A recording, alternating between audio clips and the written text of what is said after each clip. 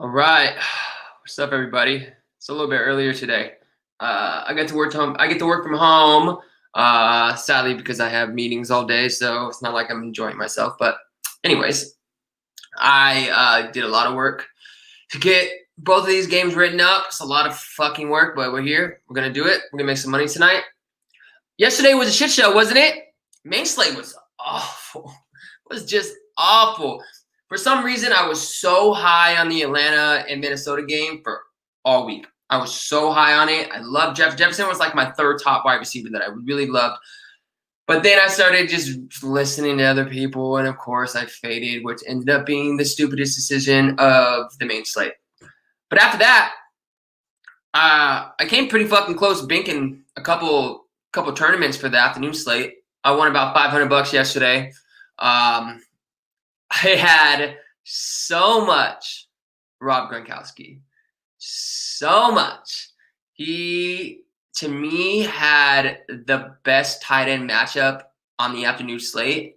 And I attacked that, and he went fucking nuts. I think he got 18 DK points, and he was like 19% on the afternoon slate. So I did fairly well.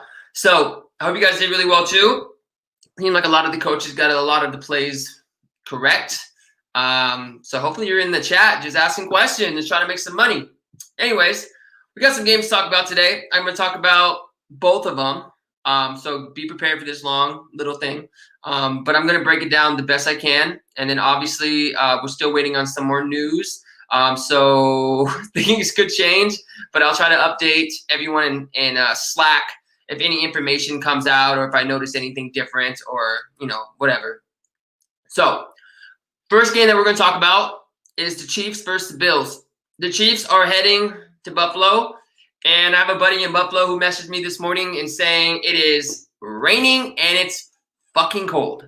I don't really necessarily stress about rain in football.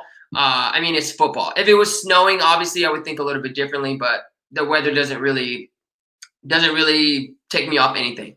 I'm very happy that I'm not a football player who has to play in this, who has to get smacked by grown men in this cold weather. But I like this game. So let's talk about the Bills first. I just feel like they're the team I want to talk about first. We're going to talk about the running backs. First of all, the Chiefs ranked 28th in DVOA and 29th yards per carry. The Chiefs can be ran on. They can be ran on. But the issue is the Bills' running back situation is a mess to me. So let's talk about it. Devin Singletary, 7,200. Singletary looked god-awful on Tuesday. He looked awful. He was average 2.3 yards per carry. That's fucking bad. And now we're looking like Zach Moss is definitely playing today, so we're going to get that 60-40 split. I don't know how to attack this. My gut is saying that the Bills will have to attack with the run to beat the Chiefs today. And it's my assumption. So I think Singletary could easily bounce back today. He could easily do it. The 60-40 split is a little scary, but you beat the Chiefs on the ground, and I think in this weather situation, I think they might lean towards the run and slowing down the game just a little bit more. So even though Singletary had a really rough Tuesday, I feel like that's the perfect time to bounce back, right? The perfect time to jump back on board and get some exposure to Singletary. So I don't believe Singletary is your a cash lock by any means, but I think he's definitely a good play. But just remember that he's going to be splitting carries with Moss, so take it how you want to take it. But I do like him. This matchup is great for him. Zach Moss is 1,600. Again, he should be active today, and I'm promising that he'll immediately be put to work. If the Bills by any means are concerned about Singletary, I would not be surprised. I would not be shocked if we find out that Zach Moss and Singletary are just going to split evenly. And if that's the case, I want all of the Zach Moss, all of it. But even regardless, at 1,600 in this matchup, and the Bills having to deal with a struggling Singletary, he could be worth it regardless, even if he's only getting 40% of the snaps. We're talking about a running back 2 in a running back situation that is a mess. So I love Zach Moss, and I think you can play both of them together. I don't think that's a problem. I think playing Singletary and Moss together is totally fine. So I do like Zach Moss, and I do like Singletary. Again, it's a little bit riskier because the running situation is a shit show, but I do like them both. I think they're both playable together. TJ Yeldon, 2,400. He played 39% of the snaps last week, mostly due to the garbage time. But again, we're dealing with a running back situation that they might just be looking for someone who's hot, and maybe this could have leaned him getting some more work. I don't know. But that being said, I think he's more of a, an MME play only. I wouldn't call him a core play. If you're playing 3 lineups, I probably wouldn't even touch him. But I think, unless we hear something in the news, I think he needs to be in your player pool. I just probably wouldn't have a ton of exposure to that. So again, running back for the Bills, great matchup. Great matchup. Singletary, I think, has the safest floor. He's getting guaranteed volume. I think Zach Moss is going to at least get 9 to 10 carries today. I would not be surprised. And I think he can easily beat that value of 1,600 easily. And then TJ Yeldon would just be more of like a MME play for me, unless we hear something in the news otherwise. So the running backs are a mess. But just take your shots. Just take your shots. One of them's got to hit, and you just got to make sure you got the right one. Again, I think Singletary's the safest, and I think Zach Moss has the upside to get that volume. So that's how I'm looking at the running backs. Okay. Let's talk about the wide receivers. The Chiefs rank 2nd in DVOA, 6th in yards allowed per pass. The Chiefs are pretty good on defense. I mean, they're pretty good at stopping the pass. But the Raiders did do their thing against them, so they can be beat. But they're at home. No, they're not at home. But I don't know. It's a tough one. Kansas City ranks 17th in explosive passes to wide receivers. That pretty much means they rank 17th in deep balls thrown. And if you want to talk about who the guys on the Bills who are getting most deep passes, we have Stephon Diggs with 9, Beasley with 5, John Brown with 5, and Davis with 2. Diggs had connected with 8 of those 9. Beasley has connected 5 of those 5, and Brown has connected on 2 of that 5. And then Davis has connected with 2 out of 2 deep passes. So it can easily be beat deep ball passes. They can easily happen. So it's a tough matchup for the wide receivers. But where I think this game is going to be pretty competitive, according to Vegas, same thing. They believe that the Chiefs are going to be favorites by 5. That just means the Bills are going to have to throw a lot often. So let's talk about them. First off, Stephon Diggs, 9,600. When Brown was declared out on Tuesday, Diggs immediately became an elite play. Immediately. He went from a guy who was going to get, 7-8 targets to a guy who was going to get 10-plus targets. And the game script was definitely in his favor as well. Out of the 16 targets that Diggs got last week, he caught 13 of them. The matchup is not ideal, but he can beat anyone. He can beat anyone. Diggs is an elite wide receiver. He could do it. So with Brown most likely being active, I kind of wish that Diggs was a tad bit cheaper. But regardless, Diggs is still an elite play, a very strong play, especially in this matchup. So I do really like Diggs, regardless if Brown is active or not. Let's talk about John Brown now, 5,800. Last week, I was so heavy on John Brown. He was so cheap. The spot was right. He just made sense. Then all of a sudden, within an hour before lock, inactive. Surprise inactive. So I don't know what happened. Obviously, he wasn't ready, but it seems like he's leaning towards possibly playing today. And that's something that we need to definitely keep our eyes on as well. Some news on Brown. Brown practiced in full on Thursday and was limited on Saturday, which is concerning. This normally means bad news, right? How do you play mean, he practiced in full on Thursday. So obviously he flew through that okay. But all of a sudden, Saturday morning, he wakes up and he's not feeling it. I don't know. So I'm still waiting on news if he's going to play today or not. I'm hearing that he's leaning towards playing. So fingers crossed that he does play. What I really do like about Brown is that he is a wide receiver too who is too cheap. He's only $5,800. And always remember that the Bills lean on wide receivers more than they lean on the run. So I like John Brown. If he plays, I'm going to have a lot. I'm going to have a fuck ton, honestly. But if John Brown is inactive, Gabriel Davis is in play again. And he will become an elite value play. One of those plays that I probably just walk in and say, call it a day, right? Last week, with Brown inactive, Gabriel Davis had 9 targets. He had a touchdown called back and a few deep ball misses. And at 4,600, that's tough. That's a tough fade. So obviously he's getting it, right? If he catches that touchdown, he breaks the slate. If he catches those 2 deep ball passes, it slates even. You had to have Gabriel Davis. Unfortunately, he didn't hit on those. Doesn't mean he won't hit on those today, especially if Brown is not playing.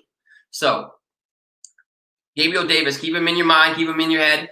If Brown sits, get him in your lineups. Love Gabriel Davis today. Then Cole Beasley, 6,200. He's a tad bit overpriced again. As a slot receiver who doesn't see a lot of volume and doesn't have a lot of upside after the catch, I don't really like it. I think he's fine. I would probably lean more towards cash because I think he has a safe floor. I mean, 8 to 10 points. I mean, maybe 6 to 8 points would seem logical. But other than that, I think he's more of a MME play only. I don't think he's a core play at all. So wide receivers again for the Bills. I love Diggs, obviously, especially in this matchup. He may struggle, but he's elite. So he can easily beat anyone. The matchup isn't great, but he can beat anyone. Remember that. John Brown, please fucking play. Please fucking play. I think for this game to be competitive, they need John Brown, man. They need him playing today, and I do think he plays. I really do. I would be shocked. And then Cole Beasley, just have him in your player pool. I wouldn't call him a core play, but he's fine. And then, of course, if Brown ends up sitting, just pivot to Gabriel Davis. He's in another elite spot. So I really do like the Bills overall. I think it's more of a GPP team. I just think there's risk in every single position. But I think they could easily keep it up today. So, all right. Also, if Brown is inactive, I think McKenzie and Andre Roberts become some fine MME darts again. Not sexy. McKenzie had Brand a touchdown in, which is fine, but I don't believe he was an optimal, so it doesn't really matter. But if you do need some MME darts, just in your 150 lineup, they're fine. Tight ends. Knox is out, and Tyler Kroft becomes the only tight end play on the roster. Okay, so when Knox was out week 3, Kroft had 2 touchdowns for 24 yards. So that considers it more a boom or bust. If Brown ends up being inactive, I really, really like Tyler Kroft. I think he'll get more volume. I think the volume would definitely be there.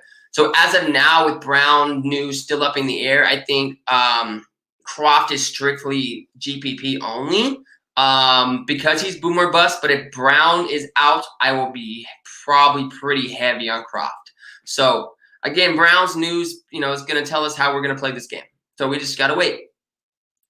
All right, so plays for the Bills.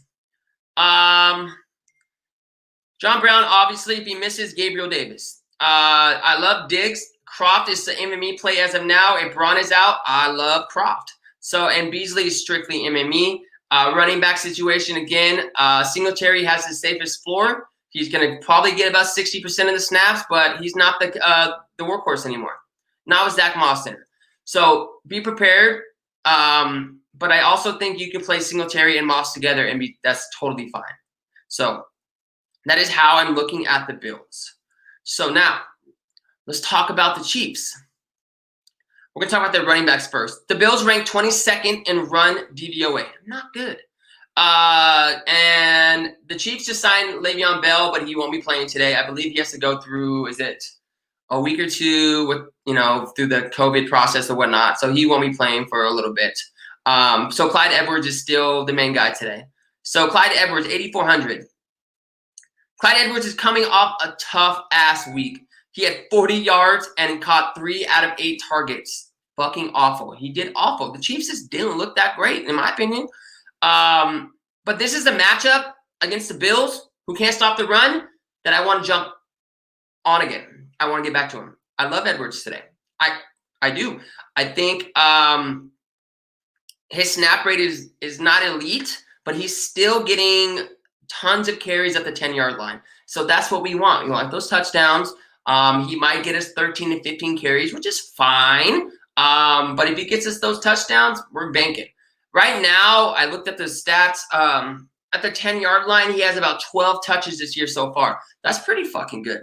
So I think Edwards won't have a ton of ownership, but I also believe that he's in a prime spot to smash. So I really, really do like Edwards as well. Okay. I'm not going to talk about the other running backs. I think Darrell Williams is just a punt, whatever. I think he got about 40% of the snaps. No, actually less than that, like 30%. I just don't think his upside is there. You're kind of hoping for a touchdown. I mean, yeah, maybe he gets it. But again, MME play only for Darrell Williams. So, all right, let's talk about the wide receivers. First of all, Sammy Watkins is out. Sammy Watkins is not playing.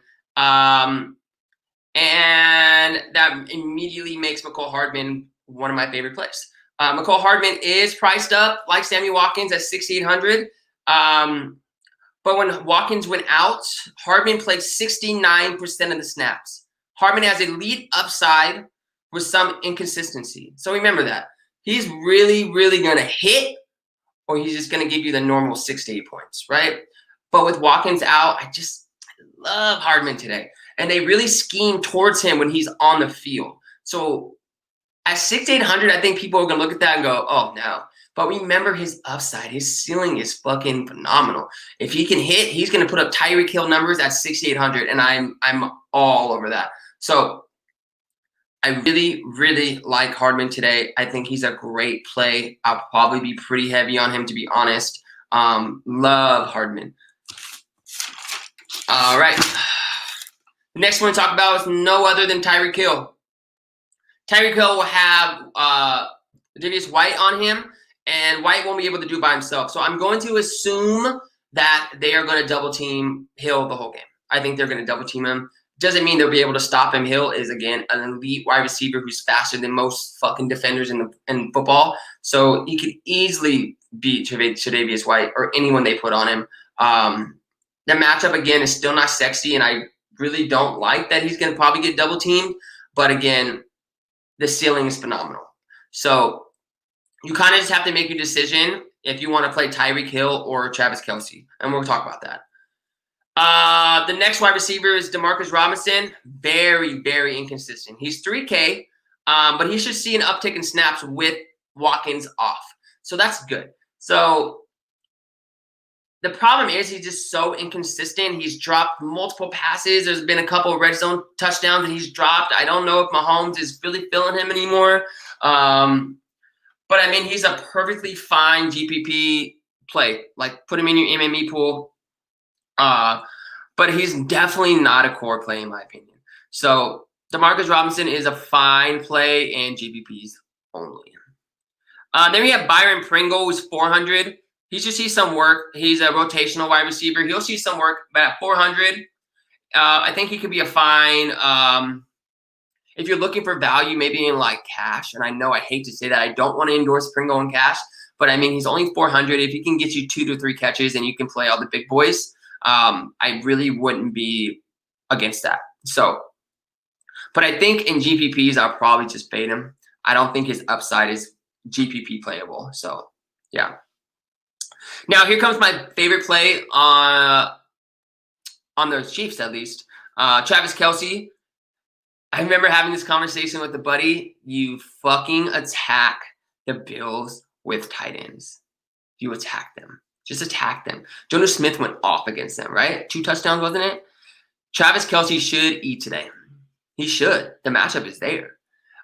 He is a little bit over 10,000, a little bit more than Tyreek Hill. So you kind of have to make a decision. Do I want Hill or Kelce? I really don't think you can play both unless you're just punting multiple spots. I love Kelce today. He's like one of my favorite plays, I'll say, in this game. I love Kelce. I think you'll have more ownership than Hill, which is fine. So if you wanted to, pivot in GPPs, have one lineup with Hill, one lineup with Kelce, I think that's perfect. But he's one of my favorites. I would be absolutely shocked if he doesn't at least score today or at least get close to 80 to 90 yards. I would not. I just don't see how that wouldn't happen. So I love Travis Kelce.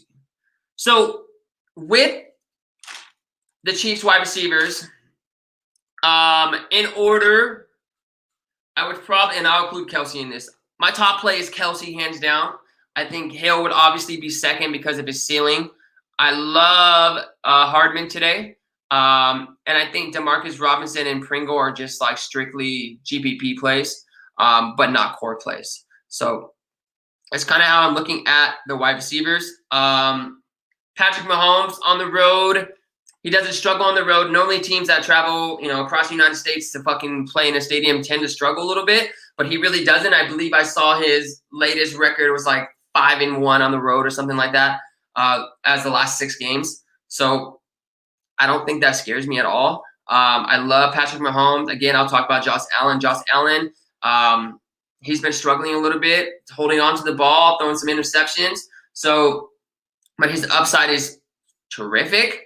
And I think he'll have to use his legs quite a bit today. So I really do like Josh Allen too. Preferably, I would prefer Mahomes. Obviously, I think he's safer, but Josh Allen is the definite pivot off Mahomes. So for cash, my player pool would definitely be both QBs.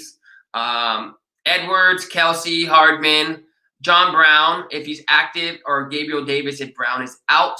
And kickers, I think Zach Moss is fine for cash. And I think Croft is okay.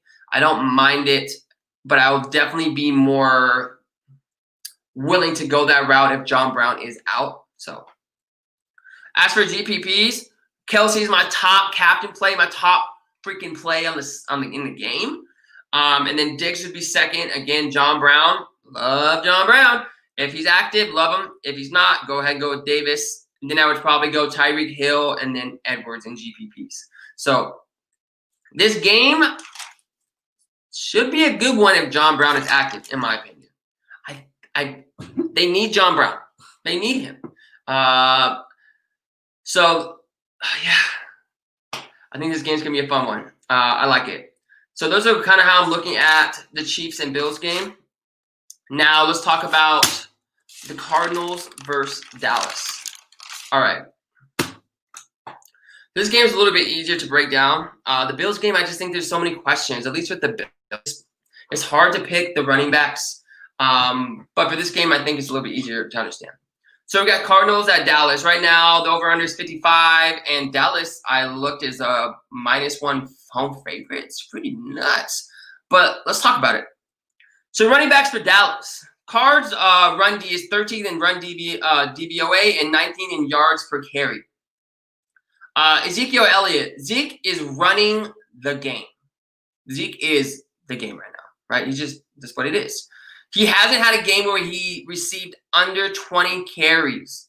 Like, he's constantly getting volume. Here you go. Constantly. And with no Dak, I think the Cowboys will have to lean on him even more. I'm talking about dump passes. Obviously, the volume will still be there. So Elliott has your highest floor in this game. He has the highest floor. The volume will be there. And if this game stays competitive, he's going to get a lot of dump passes as well. So Elliott, hands down, is the top play on Dallas. Hands down. Tony Pollard, he's seen more work the last 2 weeks. 2 weeks ago, he got 27% of snaps, and then last week, 23% of the snaps. The only issue is that he's not getting touches. He got 5 to 9 touches. Still, in a game where they're running with Dalton, they might want to lean on the run game a little bit more. So I think he makes a viable GPP play. He could easily get a little bit more work today, especially if Dalton is struggling. So I think he's fine, but again, not a core play at all. So go with Zeke. Don't overthink it. Pollard is your definite GPP. But yeah. All right. Talk about the wide receivers for Dallas. Cardinals ranked 26th in DVOA versus the pass. You can pass on them. And what I wanted to remind you guys is that this game, both these teams have the highest pace offenses. So we're talking about two teams who just go, go, go, go, go, go. Obviously, this might change a little bit with Dalton as QB, or it might not. So we kind of have to just go with what we think. But first of all, let's talk about Amari Cooper. 8,000. Why is he so cheap? An elite wide receiver one. I hate Amari Cooper, but he does work, right? He does what he needs to do. And at 8,000 for his upside, that's super cheap. Way too cheap. He's going against Patrick Peterson, who is literally played like dog shit, who has looked awful. He just gave up 28 DK points to Crowder the other week. So I think Cooper can easily smash Peterson. If Dalton can have a decent day, I think Cooper can easily have a ceiling game today. Easily. Especially if this game stays competitive. I really like Amari Cooper. 8,400 CeeDee Lamb. I think he's priced about where he needs to be, and I think he's going to be heavy chalk. I think everyone would play him. Looking at his last 2 weeks, he's completely gone nuts. But we have a different quarterback now, right? Things could change a little bit. The upside might drop a little bit. I think the volume will still be there, but I'm not super sold on the upside until I see more of Dalton with this core. But the matchup is great. Byron Murphy is not a good defender. Yeah, he's shut down some wide receivers as of late, but we're talking about like poop wide receivers. You know, I'm not going to say they're poop, but they're not elite, like Danny Amendola, Ian Ayman. It's just random people, right? So I think CeeDee Lamb could definitely do work today. But again, it just depends on Dalton. Now, the next play I think could easily be the sneakiest wide receiver play. And I'll tell you why. 5,600 Michael Gallup. His usage when Dak was quarterback, gone.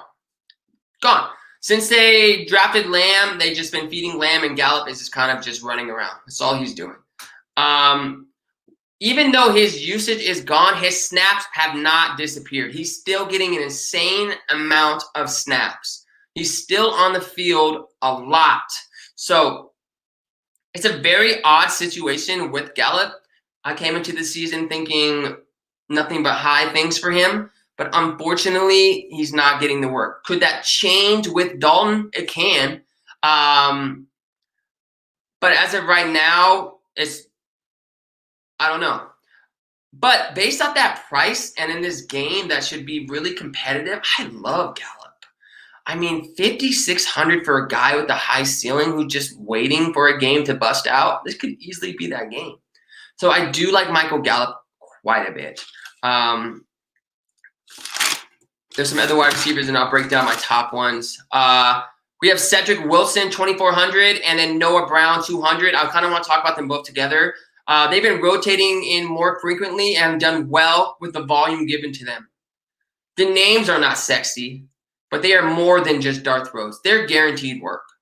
I would obviously prefer Cedric Wilson over Noah Brown, but they should get some type of work today. So if you are looking for some type of, value play, I think they're the safest value plays that you can get.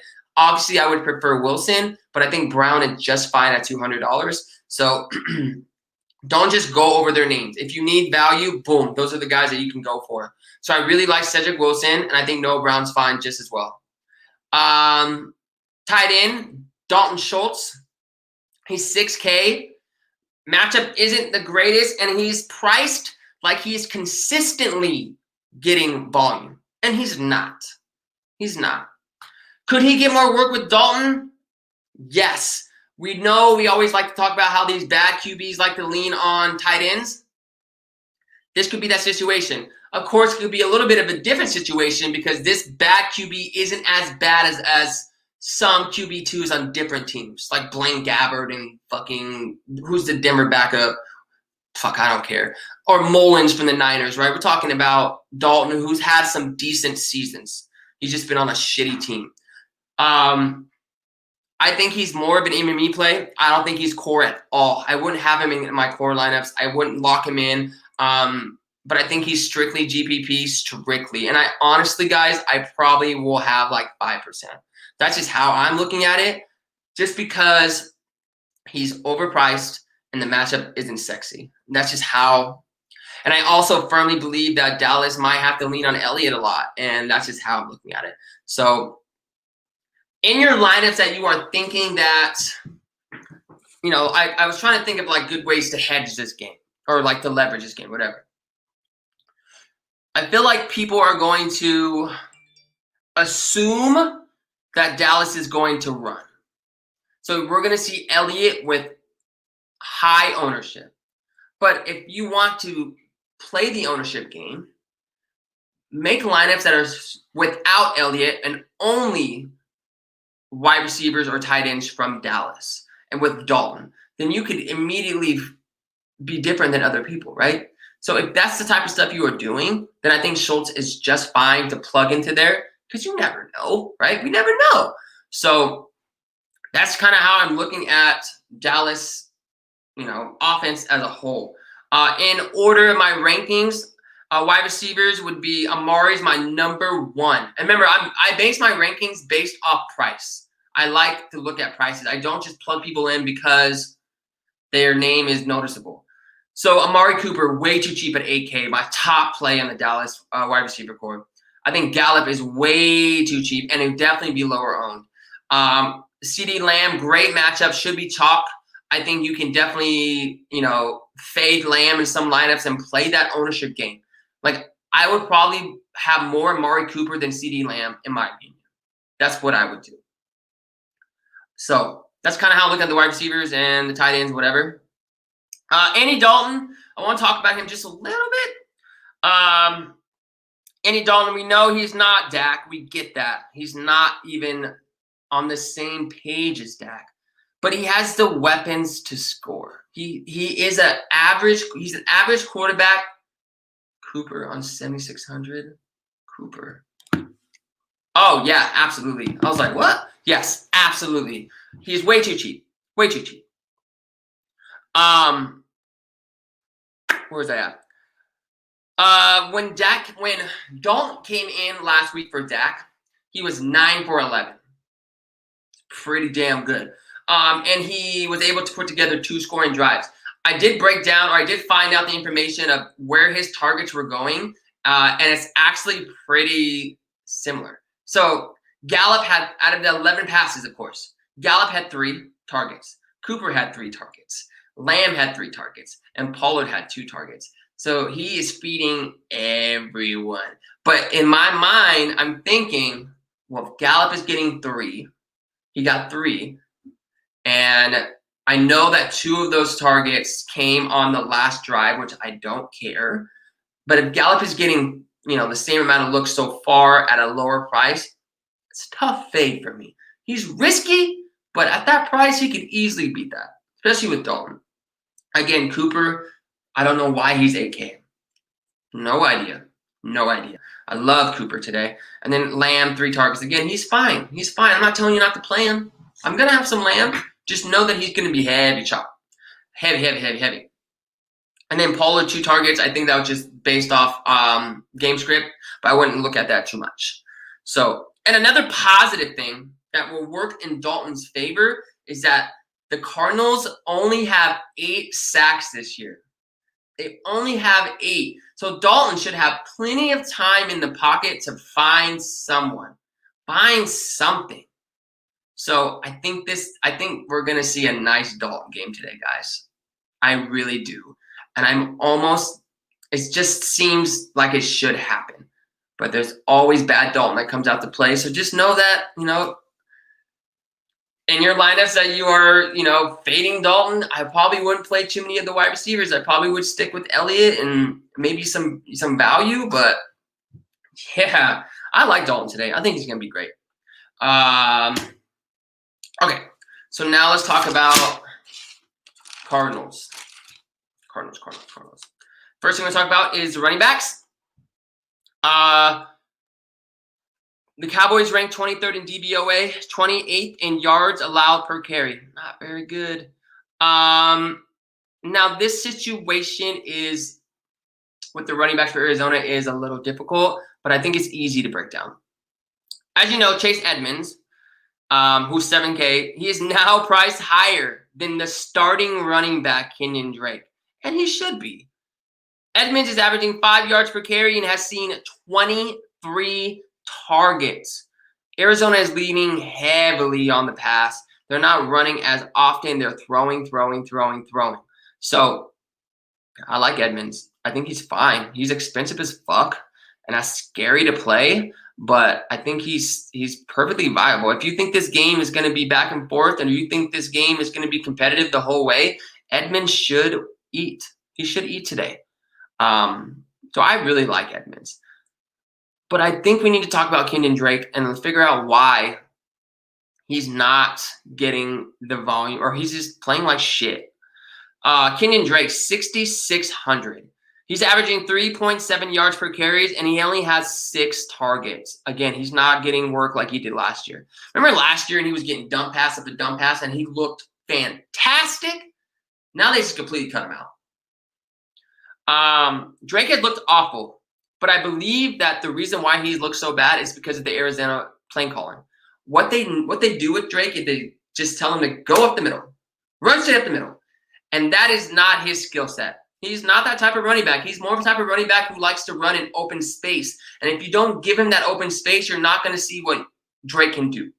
So I don't really blame Drake, and I like for having such a shitty start to the year. But if I had to talk about, what running back would I prefer, I think Drake has a higher floor just based off the volume. But Edmonds has the higher ceiling. So I think if you're like trying to decide Drake or Edmonds in cash, I would probably go Drake because his floor is safe. He's going to get carries. But I think Edmonds is that elite. Wow, my head is crooked. I don't know why I'm so weird. But I think Edmonds is perfectly viable, and I think he can easily bust out again. I mean, 23 targets, that's truly insane. And if they don't want to run the ball that much, then Edmonds is the guy. So that explains why he's 7K. So again, I think Drake is the safer floor, but I think Edmonds is the higher ceiling. So I would lean more Edmonds in GPPs based off that, if you can get there. If not, I think Drake is fine. I think he's fine. The matchup is fine for him. But yeah, that's the tough situation with those running backs. My head is crooked. What is happening? All right. Okay. Wide receivers. The Cowboys ranked 20th in DVOA and 20th yards allowed per pass. The first thing that we got to talk about is Deandre Hawkins. He's 11.2. He has seen twice the amount of targets of anyone on the Cardinals. Anyone.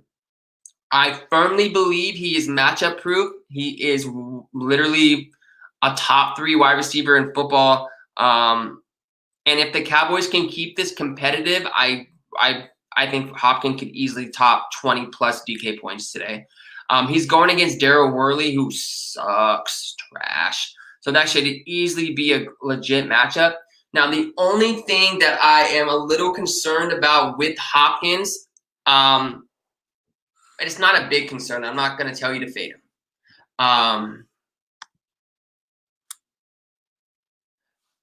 Sunday Monday lineup has Murray, Hopkins, Zeke. No, I would leave it. I think you're fine. I think that's good spots. I think Gallup and Edmonds would just be if you're like looking at your, the people above you, and they, if you're trying to edge the field a little bit, I would make a change. But I think those plays are perfect. I wouldn't even touch them. Okay, so the only thing that I'm concerned about with Hopkins is that his routes are kind of shorter. So he would need a lot of volume. I need one of those two for my flex. Oh, got you.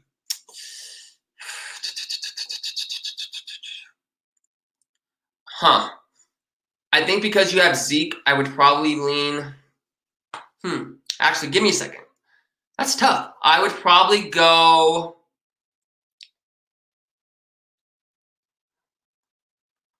I'd probably go Edmonds. I think he has the higher ceiling.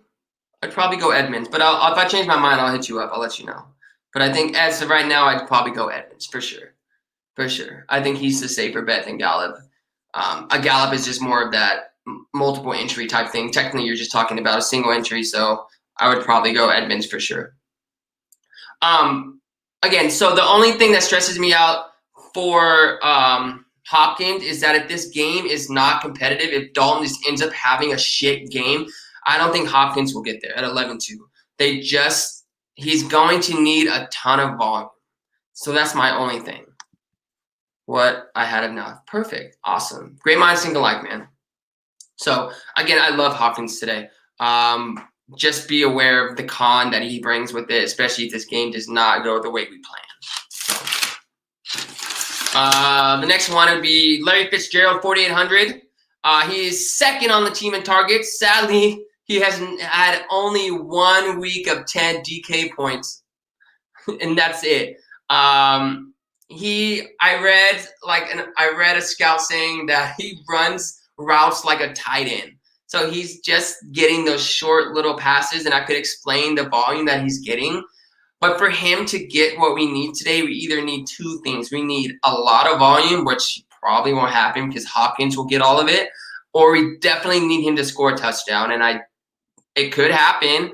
I mean, he's cheaper than – I mean, he's price range around kickers, but just know that he has a lot of risk. He could easily get you 5 points, and that fucks you. So if you believe he's going to get a touchdown, play that man. But just know he has more risk than a reward, in my opinion. Next one would be Christian Kirk, 6,000. Christian Kirk has a ton of air yards. They're throwing him the ball often. But he's only getting about 5 targets per game, so he has to hit on one of those deep passes. If this game becomes a shootout, which I hope it does, I love Christian Kirk. I think he can easily get you 15, 18 points if he hits today. I like Christian Kirk. I like him more than Larry Fitzgerald. I know he's 6K, but I think he is totally in play if this game continues to be a shootout, which I think it will be. So I really like Christian Kirk. The next guy I want to talk about is more of a GPP option, but I kind of wish that the fucking Cardinals would figure out how to actually use this man. Andy Isabella, 3,800. His snap rate increased to from 30% to 40%, and I think the breakout is coming. It's coming. Sadly, the volume isn't there, but he's too good for the volume that he's getting. So, I mean, I think that they will eventually figure out how to use this man. It might take Larry Fitz to get hurt or Christian Kirk to get hurt or something, but I think he is an excellent GPP play today, especially if he gets the volume that we think he's going to get. But again, he's more risk than reward, in my opinion. And then tight ends, I don't really like them. I probably wouldn't even have any of them. If you're interested, Dan Darnold, Darrell Davis. I mean, punts. They don't get targets. They don't really get much volume. So I'm really not looking at the tight ends for the Cardinals. So again, breaking down the Cardinals in order. Hopkins would be number 1. Edmonds number 2. Drake number 3. Kirk number 4. Fitz 5, Isabella 6, and then the tight ends, whatever.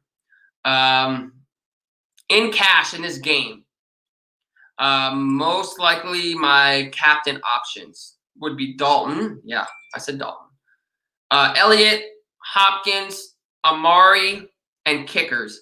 I think Murray is fine as captain too. He's just so expensive, but he runs. So, I mean, he could easily get there just by running the ball. So I think he's fine too. Just know that he's really, really expensive, and it will probably cost you to punt a few things. So be aware of that when you're building your lineups. GPP in order, my top play is Elliott, then Hopkins, Amari, Gallup, Kirk, and Isabella. Those are my captain plays in order for GPPs. Isabella, again, is just a strictly like deep GPP captain play who could easily get what you need and get you all the big dogs in the lineup. So these games are very interesting. I hope this kind of helped you out. I really am excited for both games. I got some pretty good feeling on some plays, which I'll try to lay out in chat later today. But other than that, I hope you guys enjoyed this. I hope you guys see you at the top and have a good rest of your day.